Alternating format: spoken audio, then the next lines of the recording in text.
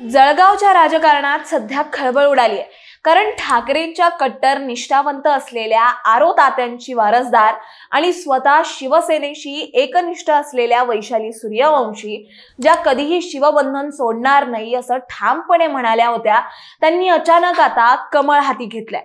परिणामी त्यांचा हा निर्णय उद्धव ठाकरेंच्या शिवसेनेला मोठा धक्का देणारा ठरलाय।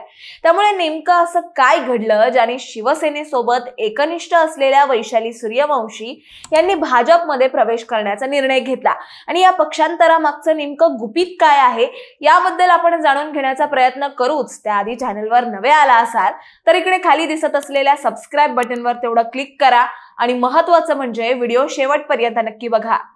तुम्हाला माहित असावं म्हणून सांगते, गेल्या विधानसभा निवडणुकीत जळगावातील पाचोरा भडगाव हा मतदारसंघ प्रामुख्याने चर्चेचा विषय बनला होता, कारण याच ठिकाणी थेट बहीण आणि भावामध्येच लढत रंगली होती। एकनाथ शिंदे यांच्या शिवसेनेकडून किशोर पाटील यांच्या विरुद्ध ठाकरे गटाकडून त्यांचीच बहीण वैशाली सूर्यवंशी निवडणुकीच्या रिंगणात उभ्या होत्या।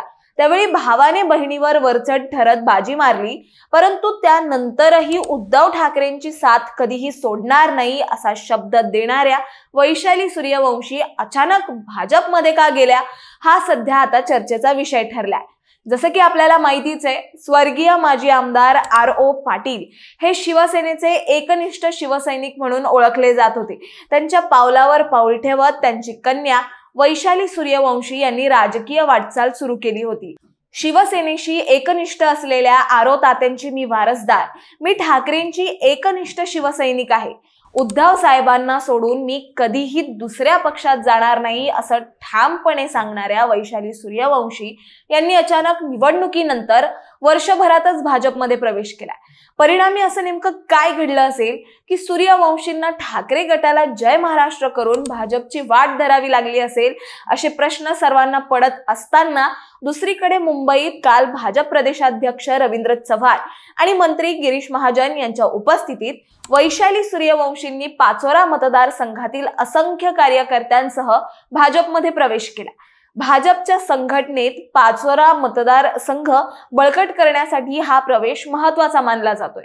विशेषतः राष्ट्रवादी आणि ठाकरे गटाच्या कार्यकर्त्यांची मोठी फळी भाजपकडे वळवण्यासाठी गिरीश महाजन यांची ही रणनीती असल्याचं बोललं जात आहे। दरम्यान वैशाली सूर्यवंशी यांनी भाजप प्रवेशाचा निर्णय का घेतला याचे नेमके कारण अद्याप समोर आलेलं नाहीये।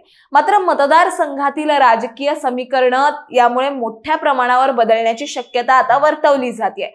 एकीकडे असं असताना दुसरीकडे आपण पाहतोय सध्या सत्ताधारी पक्षांमध्ये जोरदार इनकमिंग सुरू आहे। कोणाची विरोधी पक्षात राहून काम होत नसल्यानं ते सत्ताधारी पक्षात जात आहेत, तर काहींना आगामी स्थानिक स्वराज्य संस्थांच्या निवडणुकीसाठी पक्षांतर योग्य वाटतंय।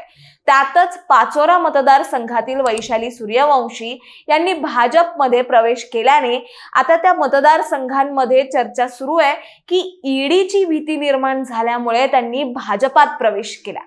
होय, एवढाच नाही तर या आधीही विधानसभा निवडणूक लढवलेल्या 5 उमेदवारांनी सत्ताधारी पक्षात प्रवेश केला। यात जळगाव ग्रामीण मधून गुलाबराव देवकर आणि पारोळा मतदारसंघातील सतीश पाटील यांनी अजित पवारांच्या राष्ट्रवादी पक्षात प्रवेश केलाय, तर अंमळनेरचे काँग्रेसमधून निवडणूक लढवलेले अनिल शिंदे यांनी भाजपात प्रवेश केला। पाचोरा मतदारसंघातून अपक्ष निवडणूक लढवलेले माजी आमदार दिलीप वाघ यांनी देखील भाजपमध्ये प्रवेश केला आणि आत्ताच शिवसेना ठाकरे गटाशी एकनिष्ठ असल्याचं म्हणणाऱ्या वैशाली सूर्यवंशी यांनी देखील भाजपात प्रवेश केला। त्यामुळे वैशाली सूर्यवंशींच्या पक्षांतरामागील कारण खरंच ईडीच्या कारवाईची भीती आहे की आणखीन दुसरं काही कारण आहे याचा खुलासा येत्या काळातच स्पष्ट होईल। त्यामुळे जळगावाचे राजकारण पुढे आता काय वळण घेणार याकडे आता सर्वांचंच लक्ष लागलंय। तुम्हाला याबद्दल काय वाटतं हे आम्हाला कॉमेंट्समध्ये नक्की सांगा आणि अशाच माहितीपूर्वक व्हिडिओ बघण्यासाठी लगेचच सबस्क्राइब करा प्राईम टाइम महाराष्ट्राला। धन्यवाद।